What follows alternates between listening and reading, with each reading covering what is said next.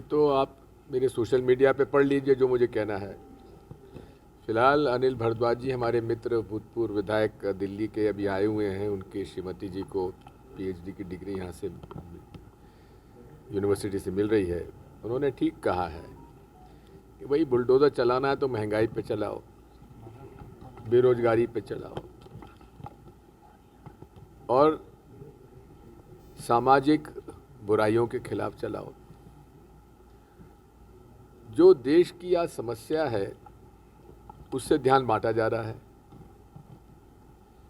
बेरोजगारी बढ़ती जा रही है, महंगाई बढ़ती जा रही है, रुपये का अवमूल्यन होता जा रहा है, समाज में वैमनस्यता बढ़ती जा रही है, दंगे फसाद हो रहे हैं, अशांति चारों तरफ फैल रही है।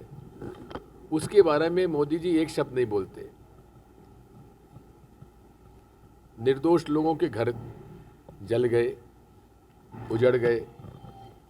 भाई जो भी हो, चाहे हिंदू हो चाहे मुसलमान हो, जो धार्मिक उन्माद फैलाता है,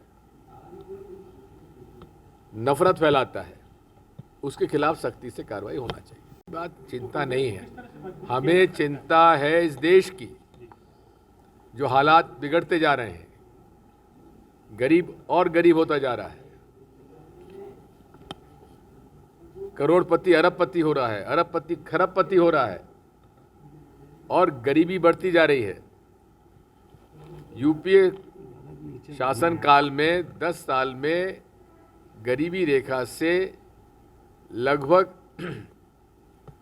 10 से 15 करोड़ परिवार बाहर निकल आए थे। आज वो वापस गरीबी रेखा के नीचे चले गए। तो हमें देश की चिंता है। जहाँ तक कांग्रेस सवाल है, कांग्रेस पार्टी पूरे देश में है।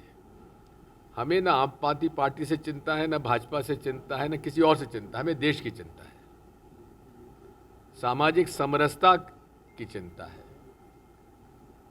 धार्मिक उन्माद और नफरत फैलाने वालों के मंसूबों की चिंता है। इसलिए हम लोग यहाँ सत्ता के लिए तो हैं, क्योंकि हमें लागू करना है हमारा एजेंडा।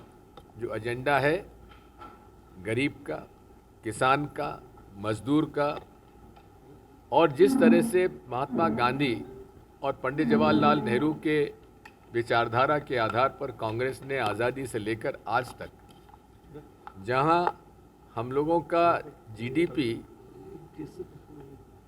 बहुत कम हुआ करता था, गरीबों की संख्या बहुत ज़्यादा थी, देश में अकाल पड़ता रहता था, उस सब से उबर कर हम आगे निकले, आत्मनिर्भर बने। खाद्यान्न में पब्लिक सेक्टर एंटरप्राइजेस आगे आई, आईआईटी, आईआईएम, रिसर्च, साइंस की संस्थाओं की वजह से पूरे विश्व में भारत का नाम हुआ। पूरे विश्व में 5वें नंबर पे हमारी अर्थव्यवस्था आ गई थी। 14 के बाद क्या हुआ? अवमूल्यन होता जा रहा है, जीडीपी नेगेटिव में चला गया। वही कोरोना बांग्लादेश में भी हुआ, लेकिन बांग्लादेश में कोरोना में भी नेगेटिव में नहीं गया, जीडीपी हमारा नेगेटिव में चला गया, क्योंकि इन्होंने जो रिलीफ पैकेज दिया कोरोना में, वो गरीब को नहीं मिला, छोटे मध्यम उद्योग को नहीं मिला। ऐसा नहीं है। देखिए, हार जीत जो है ना, ये भारतीय जनता पार्टी सन 84 में 2 सीटों पे आ गई थी। तब आपको चिंता थी कि नहीं थी? थी ना चिंता आपको? नहीं, हमें चिंता, हमें तो खुशी थी, हमें उस समय खुशी थी।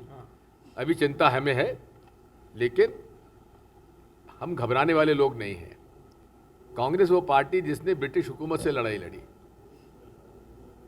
और उस समय जब ब्रिटिश हुकूमत से कांग्रेस पार्टी चुनाव, मतलब हर तरह से लड़ाई लड़ रही थी, हुकूमत के डंडे सह रही थी, उनके जोर ज़बरदस्ती और जुल्म सह रही थी, उस समय यही विचारधारा के लोग आरएसएस और मुस्लिम लीग और हिंदू महासभा और सावरकर जी का हिंदुत्व ये ब्रिटिश हुकूमत का साथ दे रहे थे।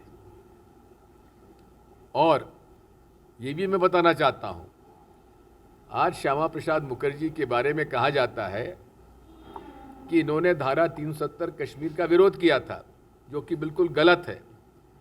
जब धारा 370 कैबिनेट ने अप्रूव की और संसद में उसको मंजूरी मिली, उस समय श्यामा प्रसाद मुखर्जी कैबिनेट के मेंबर थे और संसद में उनका समर्थन था धारा 370 के लिए। ये भी मैं उजागर करना चाहता हूँ कि सन 1942 में जब महात्मा गांधी ने